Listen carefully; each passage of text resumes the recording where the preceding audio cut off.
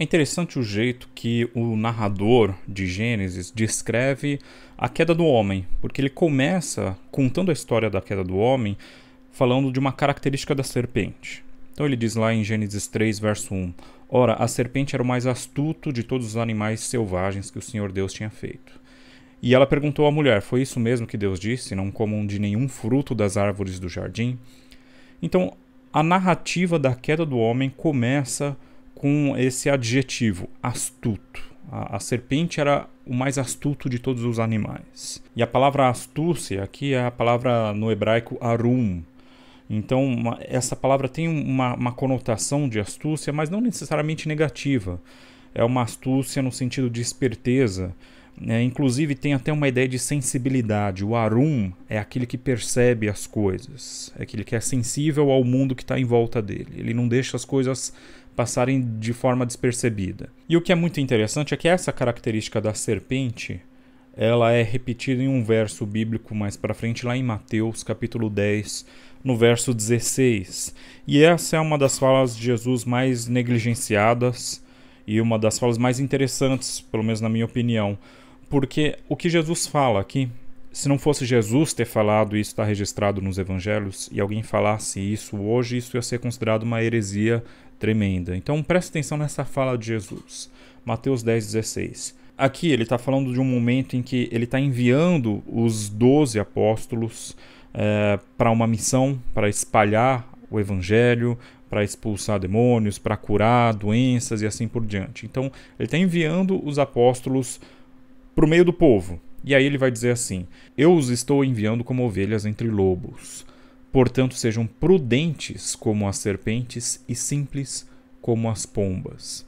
Aqui algumas versões vão trazer astutos como a serpente e simples como as pombas, ou sem malícia como as pombas. Aqui a palavra astuto é a palavra grega phironimoi, que tem um significado parecido com aquele arum no hebraico, que a gente comentou de Gênesis 3.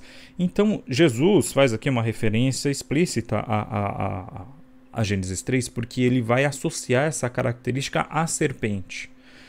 Então, o que é interessante aqui é que Jesus está dizendo que existe uma característica da serpente do Éden, do próprio Satanás. Dentro de toda a tradição do Novo Testamento, a gente tem uma identificação da serpente do Éden com Satanás. Qualquer dúvida, eu vou deixar aqui um vídeo sobre a ideia de Satanás na Bíblia e vou comentar sobre isso.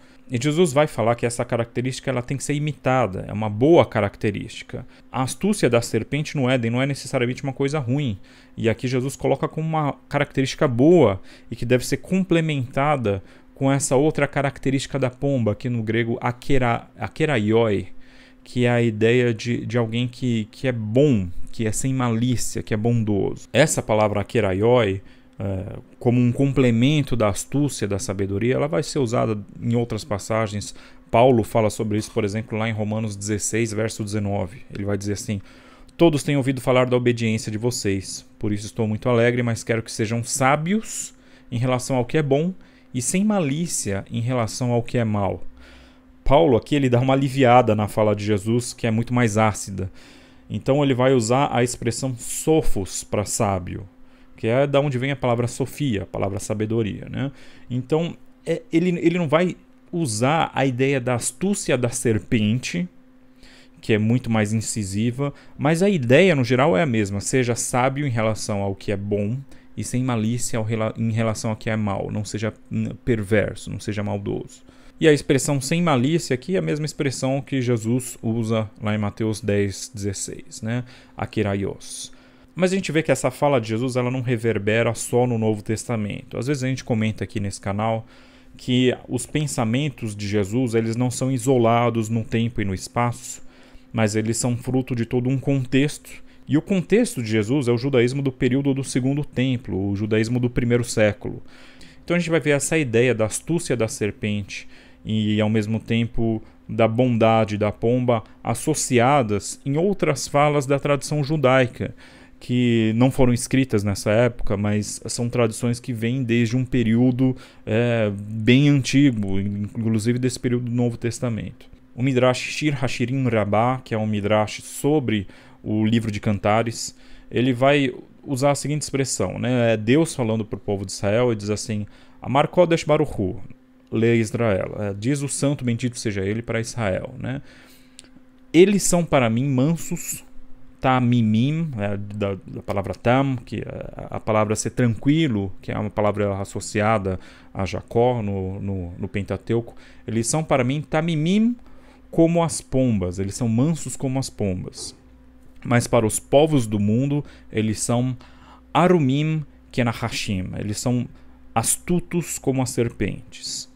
A ideia aqui, apesar de você estar falando da astúcia da serpente e da bondade da pomba, a ideia não é exatamente a mesma aqui, porque a astúcia da serpente é usada num sentido negativo nesse Midrash.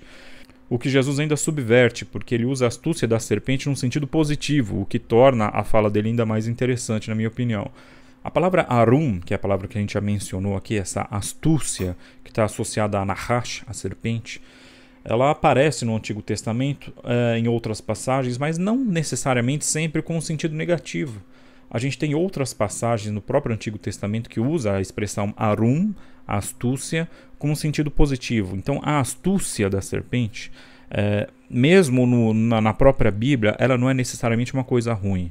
A gente vê, por exemplo, em Provérbios, no capítulo 27, verso 12, dizendo assim: o prudente, o arum, ele percebe o perigo e busca refúgio.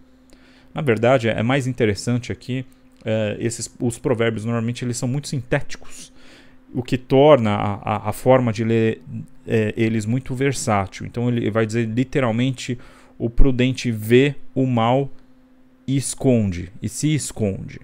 Então tem até um jogo de palavras no original que ele vai falar arum, ra'a, nistar. Então ele vê, ra'a de ver, depois ra'a de mal e se esconde, enquanto o inexperiente segue adiante e sofre as consequências. Então ele vai colocar em oposição a astúcia, o arum, e aqui ele vai usar uma outra expressão em oposição à astúcia, que é a expressão petaim, os inexperientes, os simples.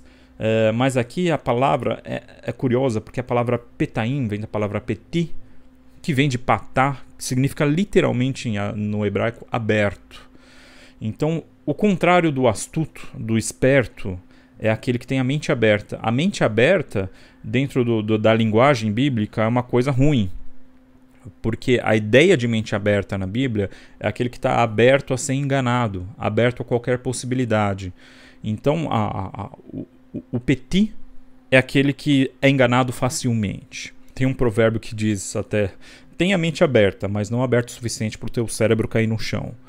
Então, ter a mente aberta é uma coisa importante.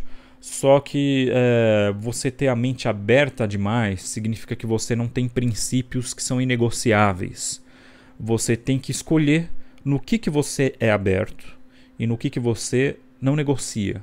Quais são os princípios que vão te guiar e que você não está disposto a negociar esses princípios diante de qualquer coisa. Mas o que eu acho interessante sobre essa fala de Jesus, sobre a astúcia da serpente, é que ela vai meio que contra todo um pensamento, uma tradição que se formou. Eu acho interessante como as religiões elas costumam valorizar a ingenuidade, ao contrário do que Jesus diz. Talvez seja uma confusão com aquela fala de Jesus que fala: deixai vir a mim as crianças, aquele que não se tornar como uma criança jamais entrará no reino dos céus. E o que acaba se entendendo por causa de uma leitura errada é que o que deve se valorizar nas crianças é a ingenuidade.